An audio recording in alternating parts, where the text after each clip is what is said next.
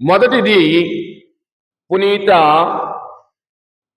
యోహాను గారి ప్రధాన దేవాలయం. మొట్టమొదటి ఈ ప్రపంచములో నిర్మించబడిన మొట్టమొదటి దేవాలయము పునీత జాన్ లేక యోహాను గారి ప్రధాన లెటరన్ దేవాలయం అని అంటూ ఉంటాం.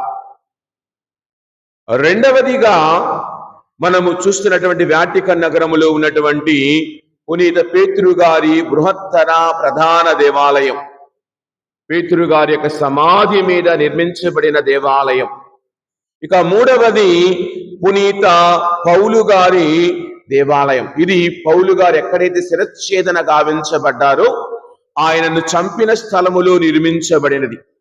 ఇక నాలుగవది మరియ తల్లి పేరట పరిశుద్ధ జనని దేవాలయం అని, మేరీ మేజర్ దేవాలయం అని రోము నగరములో ప్రధానమైన 4 దేవాలయాలను మనము చూస్తూ ఉంటాం.